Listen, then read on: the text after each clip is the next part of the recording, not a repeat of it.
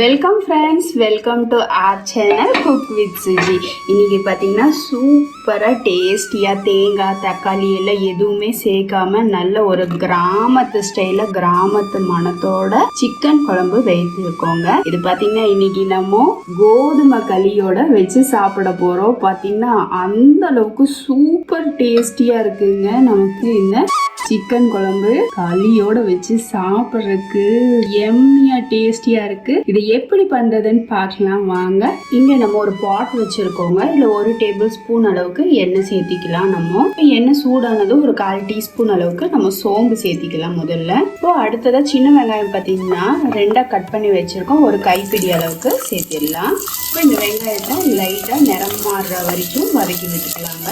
ரொம்ப அதிகமாக வேண்டாம், நிறம் மாறினா போதுமானது. இப்போ இதில் கழுவி வச்சிருக்க சிக்கன் பார்த்தீங்கன்னா ஒரு 1/2 கிலோ அளவுக்கு எடுத்துருக்கோம். அதை இதோட சேர்த்திடலாம். இதோட ஒரு சிட்டிகை மஞ்சள் தூளும் சேர்த்திடலாங்க. சேர்த்து நல்லா எண்ணெயிலேயே நிறம் மாறுற வரைக்கும் நல்லா வதக்கி கொடுத்துடலாங்க. சிக்கனில் இருக்க தண்ணியில் நல்லா ரிலீஸ் ஆகி வரட்டும். சிக்கன் பார்த்தீங்கன்னா அப்படியே வெண்மையாக நிறம் மாறிடுச்சு. இதில் உங்களுக்கு தேவையான அளவு உப்பு சேர்த்திடலாம். வேகிறதுக்கு தேவையான அளவு தண்ணியும் சேர்த்திடலாங்க. இப்போ இது வேகட்டும். இப்போ இதை நம்ம மூடி போட்டு வேக விடலாங்க.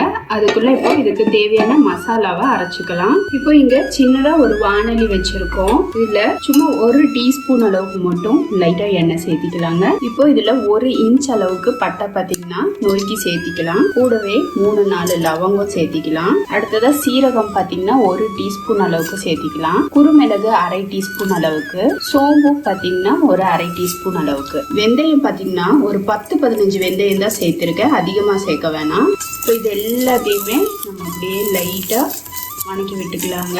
நல்ல அந்த மனம் பார்த்தீங்கன்னா என்ஹான்ஸ் ஆகி வரும்.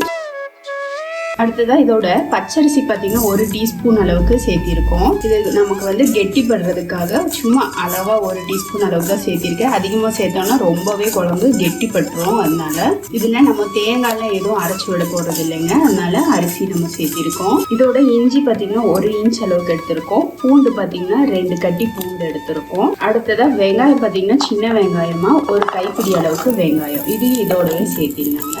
சேர்த்து நல்லா வதக்கி கொடுத்துக்கலாம். இந்த வெங்காயம் நல்லா நிறம் மாற வரைக்கும் ஸ்லோ ஃப்ளேமில் வச்சு நம்ம வதக்கி கொடுத்துக்கலாங்க. இப்போ வெங்காயம் பார்த்தீங்கன்னா நிறம் மாறிடுச்சு. ஒரு 2 ஈர்க்க அளவுக்கு கருவேப்பிலையும் சேர்த்து நல்லா வதக்கி விட்டுலாங்க. கருவேப்பிலை பார்த்தீங்கன்னா உங்களுக்கு படப்படன்னு புரியுது. இது இரும்பு சட்டிங்கிறதுனால நான் இப்போ ஆஃப் பண்ணிட்டு தான் கருவேப்பிலை சேர்த்திருக்கேன். நம்ம ஃப்ளேமை ஆஃப் பண்ணிட்டு தாங்க 1 ஸ்பூன் அளவுக்கு நான் இங்கே வரமிளகாய் தூள் சேர்த்திக்கிறேன். வரமிளகாய் இருந்தாலும் நீங்கள் வரமிளகாய் கூட சேர்த்திக்கலாம். 1/2 ஸ்பூன் அளவுக்கு மல்லித்தூள் சேர்த்திக்கிறேன். நம்ம இதில் ஆல்ரெடி குருமிளகும் சேர்த்திருக்கோம். அதனால காரம் உங்களுக்கு எது போல வேணுமோ அது போல் அனுசரித்து கூட குறைய சேர்த்திக்கோங்க. இப்போ இது எல்லாத்தையும் நல்லா கலந்து விட்டுருந்தாங்க. இந்த மிளகா மல்லி பார்த்தீங்கன்னா இந்த கடாயோட சூட்லேயே உங்களுக்கு பச்சை மணம் போக நல்லா வறுபட்டுரும். இப்போ இதை ஆறுனதும் நல்லா தண்ணி தெளிச்சு நல்ல ஒரு பேஸ்ட்டாக அரைச்சிட்டு வந்துடலாங்க. இப்போ சிக்கன் பார்த்தீங்கன்னா ஒரு 3/4 பதம் நல்லா வெந்திருக்கு. இப்போ நம்ம அரைச்சி வச்ச இந்த பேஸ்ட்டை சேர்த்திடலாங்க. இப்போ இதை நல்லா கலந்து விட்டுடலாங்க.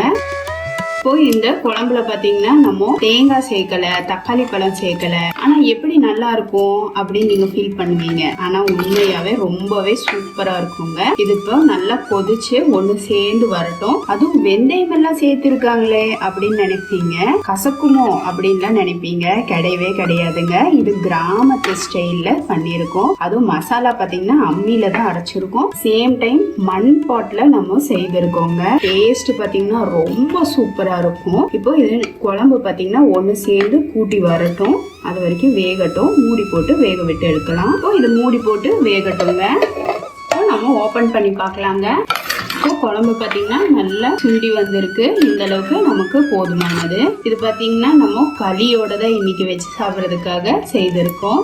ஆனால் சாதத்தோட, இட்லி, தோசை எல்லாத்தோடையும் வச்சு சாப்பிட்றதுக்கு ரொம்பவே சூப்பராக இருக்குங்க. தக்காளி இல்லை, தேங்காய் இல்லை அப்படின்னு எல்லாம் ஃபீல் பண்ணாதீங்க. ரொம்ப டேஸ்டியாக இருக்கும். நீங்கள் ஒரு தடவை ட்ரை பண்ணி பாருங்க. அப்புறம் திரும்ப திரும்ப நீங்கள் இதே போல் பேட்டர்னில் செய்வீங்க. அந்த அளவுக்கு செம்ம டேஸ்டியாக இருக்கும். கடைசியாக கொத்தமல்லி தலையை தூவி விட்டுடலாங்க.